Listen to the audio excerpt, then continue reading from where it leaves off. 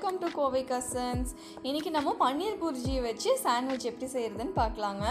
பன்னீர் சாப்பிடாத குழந்தைங்களுக்கு இந்த மாதிரி பன்னீர் புர்ஜி சாண்ட்விச் செஞ்சு கொடுத்தீங்கன்னா ரொம்ப விரும்பி சாப்பிடுவாங்க. நிமிஷத்தில் காலியாயிரும். ரொம்ப டேஸ்ட்டாக இருக்கும். ஈஸியாக செஞ்சிடலாங்க. வாங்க பன்னீர் சாண்ட்விச் எப்படி செய்கிறதுன்னு பார்க்கலாம். இதுக்கு முன்னாடி நீங்கள் கோவை கசின் சேனலை சப்ஸ்கிரைப் பண்ணலினா எங்கள் சேனலுக்குள்ளே போய்ட்டு சப்ஸ்கிரைப் பட்டனை கிளிக் பண்ணிக்கோங்க. கூடவே பக்கத்தில் இருக்க பெல் ஐக்கானையும் கிளிக் பண்ணுங்கள். அதுக்கு மேலே இருக்கிற ஆல் அப்படிங்கிற பெல் ஐக்கானையும் கிளிக் பண்ணிக்கோங்க. அப்போ தான் நாங்கள் போடுற எல்லா வீடியோவும் உடனுக்குடன் உங்களுக்கு கிடைக்கும். முதல்ல பன்னீர் புர்ஜி சாண்ட்விச் செய்கிறதுக்கு நம்ம பன்னீர் புர்ஜி ரெடி பண்ணணுங்க. பன்னீர் புர்ஜி எப்படி செய்கிறது அப்படிங்கிறது ஃபுல் வீடியோ ஏற்கனவே நான் வீடியோவில் போட்டிருக்கேங்க. அதனுடைய லிங்க்கை நான் டிஸ்கிரிப்ஷனில் கொடுக்குறேன். கண்டிப்பாக அது பாருங்கள். நான் இங்கே வந்து பன்னீர் புர்ஜி எப்படி செய்கிறது ஷார்ட் ரீகேப் மட்டும் கொடுக்குறேங்க, பார்க்கலாம். இது கூடவே நான் இங்கே பிரெட் ஸ்லைஸ் எடுத்து வச்சுருக்கேன். இது கூட பட்டர், கூடவே உங்களுக்கு சீஸ் எந்த அளவுக்கு வேணுமோ அந்த அளவுக்கு துருவி எடுத்துக்கோங்க. கூடவே மயோனீஸ், இது கூடவே கெச்சப். எல்லாமே உங்களுக்கு எந்த அளவுக்கு வேணுமோ அந்த அளவுக்கு எடுத்துக்கோங்க. எல்லாமே உங்களுடைய ஆப்ஷன் தான். முதல்ல பன்னீர் புர்ஜி செய்யறதுக்கு தேவையான இன்க்ரீடியன்ட்ஸ் என்னங்கிறது நம்ம ஷார்ட்டாக இதில் பார்த்துடலாங்க.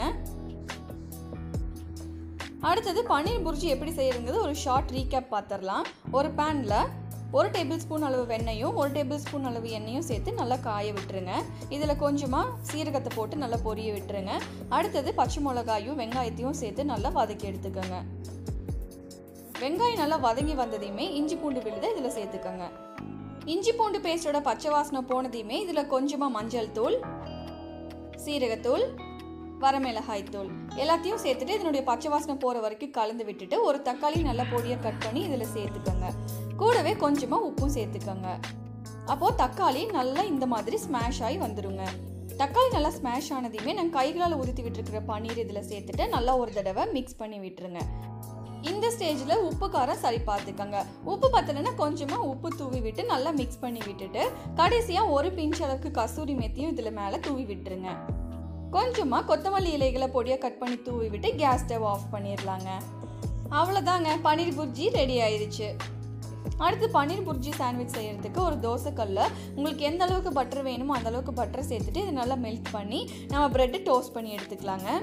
ப்ரெட்டு டோஸ்ட் பண்ணும்போது ஒரு பக்கம் நல்லா டோஸ்ட் பண்ணியும் ஒரு பக்கம் லைட்டாக டோஸ்ட் பண்ணியும் எடுத்துக்கோங்க. இந்த மாதிரிங்க. இந்த மாதிரி உங்களுக்கு எந்த அளவுக்கு ப்ரெட்டு வேணுமோ அந்த அளவுக்கு எல்லா ப்ரெட்டையும் நல்லா டோஸ்ட் பண்ணி ரெடி பண்ணி வச்சுக்கோங்க. இப்போது டோஸ்ட் பண்ணி வச்சுருக்கிற ப்ரெட்டில் ஒரு ஸ்லைஸ் எடுத்துகிட்டு நம்ம நல்லா டோஸ்ட் பண்ணியிருக்கிற பக்கத்தை மேலேயும் ஓரளவு டோஸ்ட் பண்ணியிருக்கிற பக்கத்தை கீழேயும் இருக்கிற மாதிரி வச்சுக்கோங்க. இப்போது நல்லா டோஸ்ட் பண்ணியிருக்கிற பக்கத்தில் உங்களுக்கு கெச்சப் வேணும்னா கெச்சப் போட்டு ஸ்ப்ரெட் பண்ணிக்கோங்க. இல்லை மைனஸ் வேணும்னா மைனஸ் போட்டு ஸ்ப்ரெட் பண்ணிக்கோங்க. அது வந்து உங்களோட ஆப்ஷன் தான். நான் இப்போ கெச்சப் போட்டு இதை நல்லா ஸ்ப்ரெட் பண்ணி விட்டுக்கிறேங்க. மறுபடியும் ஒரு பீஸ் எடுத்துகிட்டு ஓரளவுக்கு டோஸ்ட் பண்ணியிருக்கிற பக்கத்தை கீழேயும் நல்லா டோஸ்ட் பண்ணியிருக்கிற பக்கத்தையும் மேலேயும் வச்சுட்டு கொஞ்சமாக மைனஸ் போட்டு இதை நல்லா ஸ்ப்ரெட் பண்ணி எடுத்துக்கலாம்.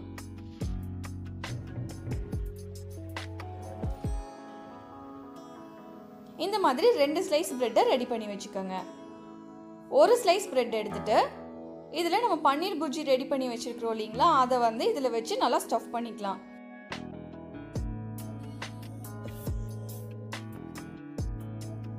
பன்னீர் புர்ஜியை நல்லா இந்த மாதிரி ஸ்ப்ரெட் பண்ணி விட்டுட்டு கடைசியாக உங்களுக்கு எந்த அளவுக்கு சீஸ் வேணுமோ அந்த அளவுக்கு துருவின சீஸ் இதில் சேர்த்துக்கோங்க. அப்போ தான் சீக்கிரமாக இது மெல்ட் ஆகுங்க.